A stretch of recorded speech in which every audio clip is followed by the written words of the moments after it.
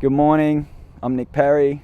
I'm sitting here with my brother Jordan Hackett at TGOM 2025. In the real world out there, I work as a holistic life coach and a facilitator of men's work. And Jordan? Hey guys, I'm Jordan Hackett. I'm a relationship mentor and sex coach, and I help men create passionate, deeply connected relationships with their partners and themselves. So, we're chatting today. Off the cuff podcast, live and direct. And if you didn't know already, we're two peas in a pod, and we've only found that out since coming here, and creating that bond. So we're gonna riff, ask some questions, and the first one is who inspires you? Who in the men's arena, the greater men's arena, of all the factions and all the versions and all the lineages and whatnot, who's inspiring you at the moment? There's a guy in the States called Stefanos Sifandos, and I haven't experienced any of his work. So this is, you said earlier, like, there's different kinds of men's work and there's different avenues, and it's an umbrella term, and his leadership, his message is inspiring me. But if I had to get really on the ground, like, the TGOM crew are inspiring me. Yeah. Like, they're coming together in a way that is seeding a version of collaboration that I see very rare within men's work and within men working together in these particular areas, and so I find that really inspiring and compelling. Cool. Yeah. How about you, man? Who are you inspired by? What pulls you forward? So many men. My favorite thing to be is a student. To be in that humble space of what can I learn of someone who has more experience than me. And I do get the opportunity a lot coming here and in the community that I do a lot of work with, Mankind Project. And there's a man who flies over from the US to support us in our new warrior training adventures, like the initiation weekends. And Stefan is his name. I can't remember your last name, sorry Stefan, but I love you. And he has a grace and a generosity and an intuition like nothing else I've seen. And he does it with like such class and such range. Like, he can go so into his lover and, hold a man with the sweetest nurturing that I've ever seen embodied in a man. And then I've seen him pull his sword out. He's pulled it out on me once or twice. In that sort of like that warrior energy in his leadership, and he just wields the sword so skillfully and intentionally, and all of the different expressions come through with absolute presence. He's not thinking ahead and he's not performing. So, that's what comes to mind. And I think it's worth shouting out, Stefan, because he's been giving, me some really great feedback on my leadership, and I appreciate that. So, yeah. There's a lot of good men. The world will, the world will never hear of.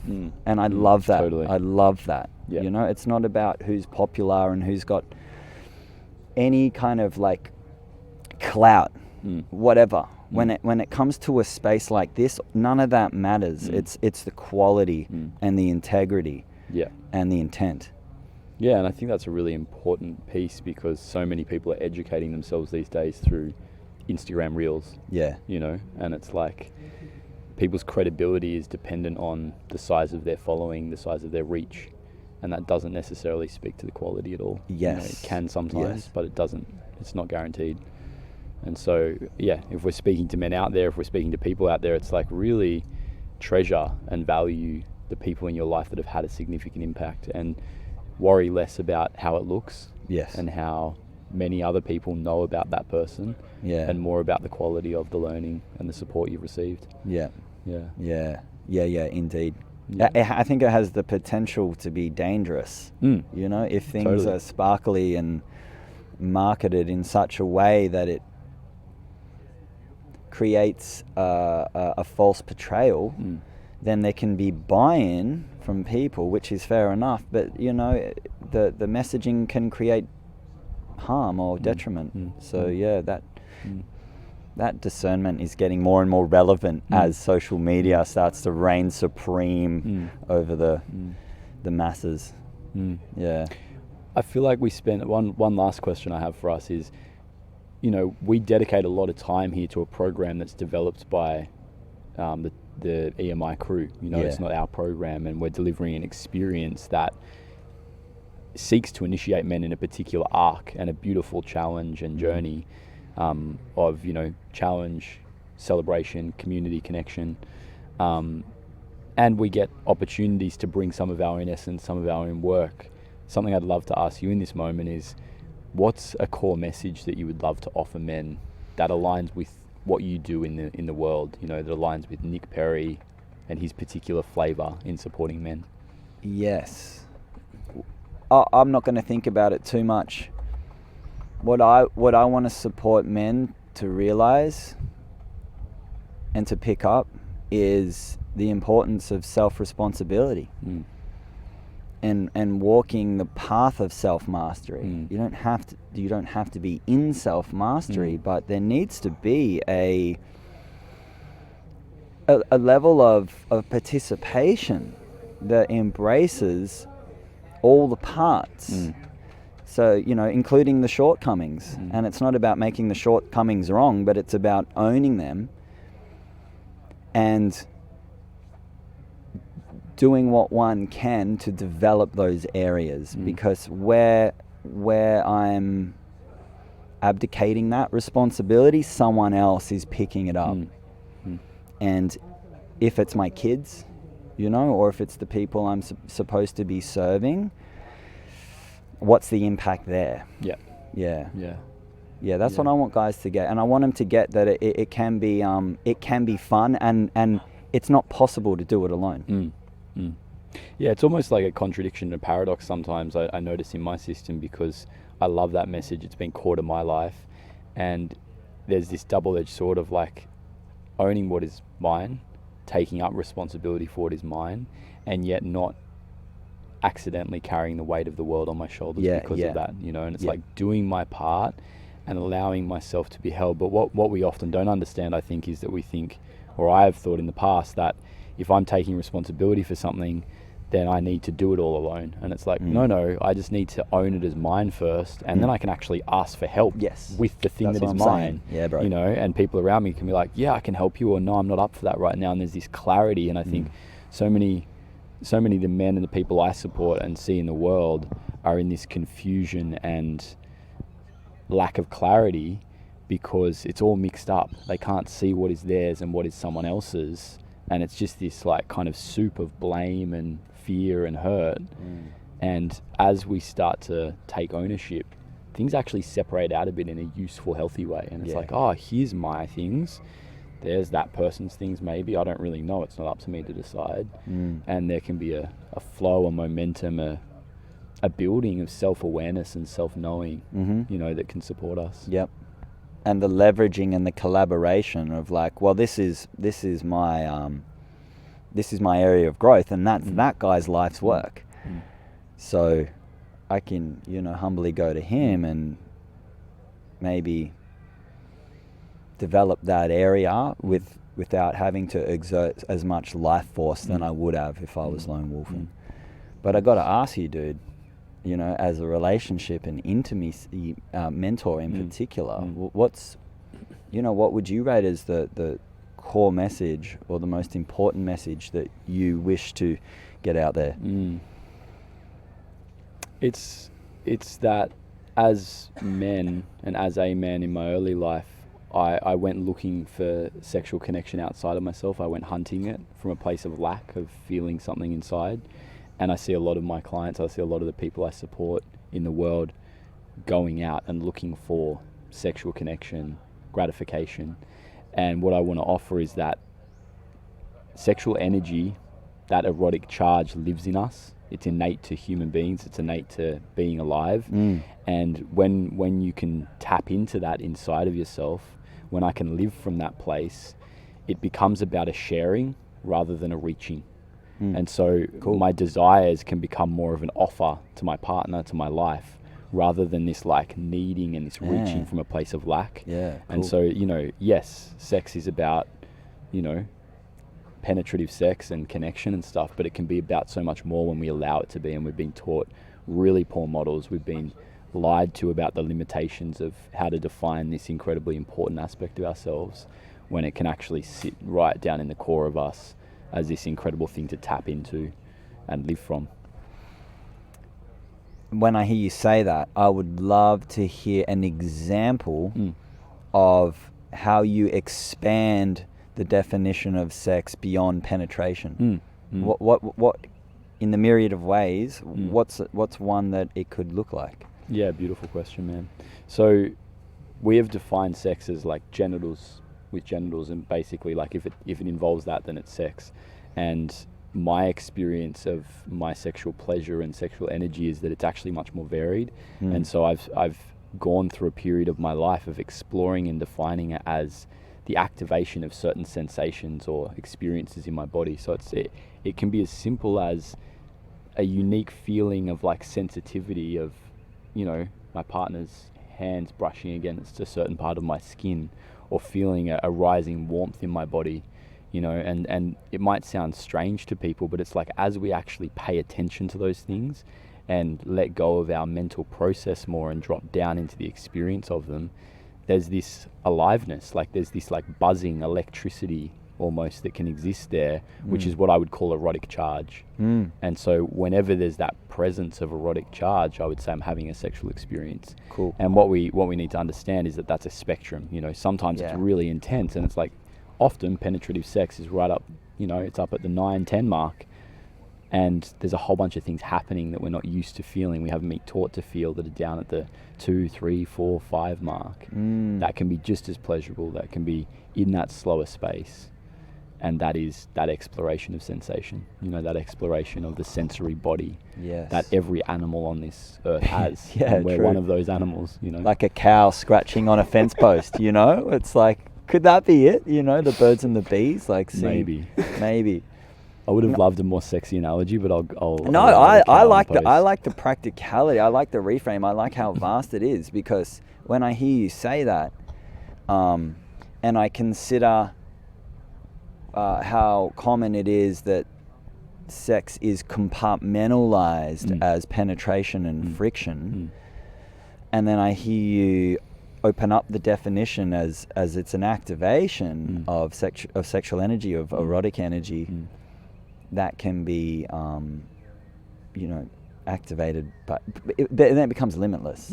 It becomes limitless. And why is that important?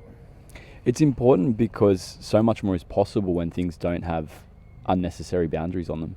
And we live in a world that has compartmentalized thing after thing, aspect of humanity after, you know, all different parts of our psyche, because it's easier to control human thought. It's easier to direct us in certain ways and to maintain certain kinds of neat society when we are in those boundaried ways of thinking, when we've got those limitations firmly fixed in our mind, you know.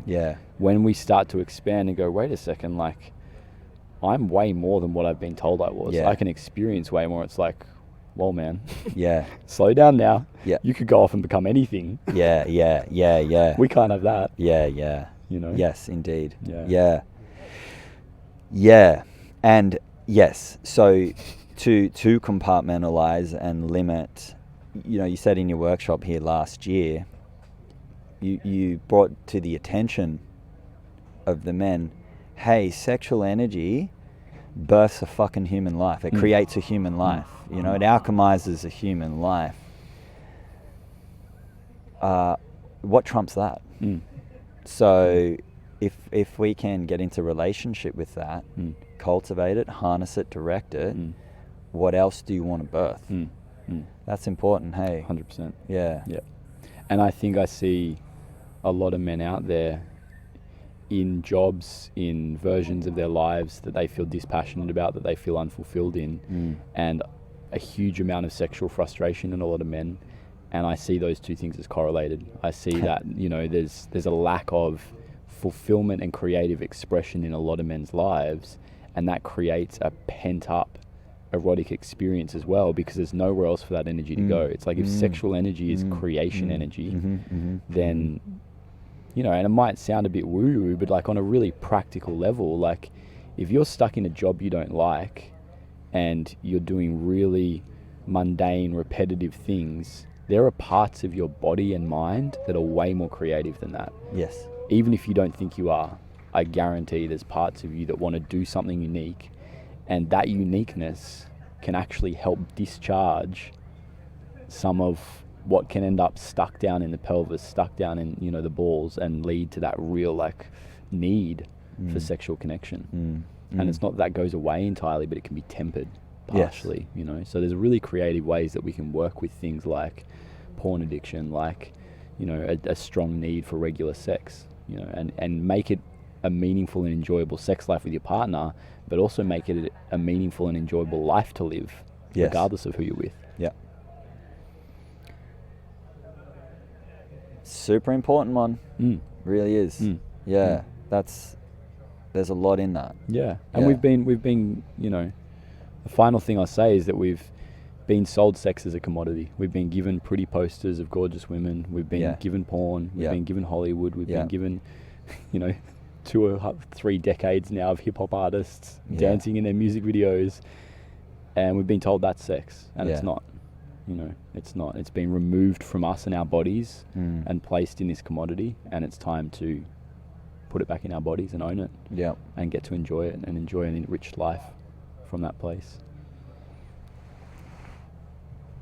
Is that something along the lines of making it sacred again? Yeah, I think so. Yeah. Yeah, but not in this like delicate kind of holy religious way. No. Like sacred as in like the way, this is going to sound kind of weird, but like sacred in the way that you treat your child. Yes.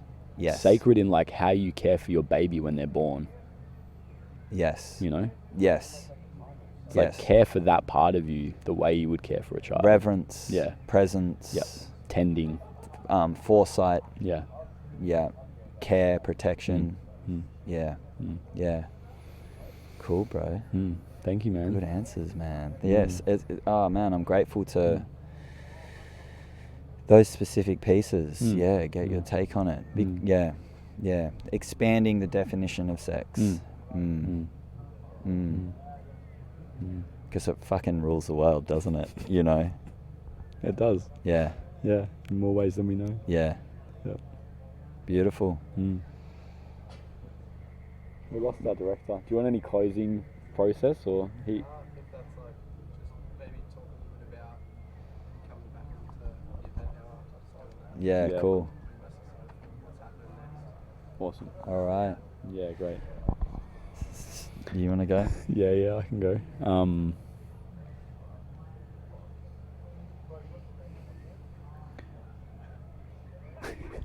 Or can I?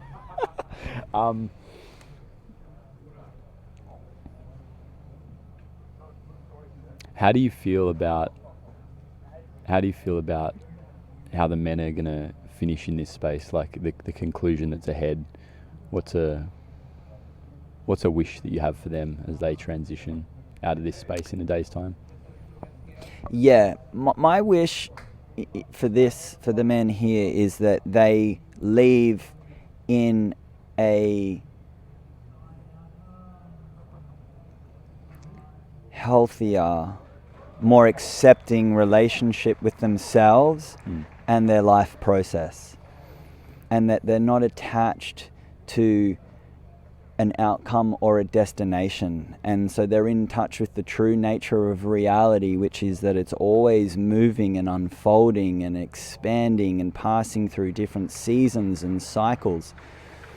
So there's that possibility to relax into the process, even in the times where it's a squeeze, and there's pressure and there's pain and there's a trust that the season will change, and with that things will renew and grow and evolve. So yeah, to recognize that in themselves and to be on board, and also for their own their own personal dreams and desires and wishes for what they want to create in this gorgeous and short life that we get. Yeah, I want them to be in a happy relationship with all of it. Healthy relationship. Beautiful, man. I second that. Yeah.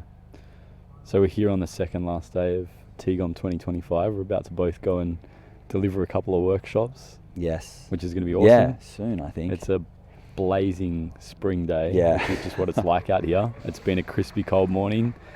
And I'm super excited to go and give these guys a fantastic afternoon, to witness the free time they get, because as we said earlier, that's some of the magic that happens is what they get to do in free time and how they create these beautiful experiences. And the plaything. The plaything. Yeah. Yes, the plaything.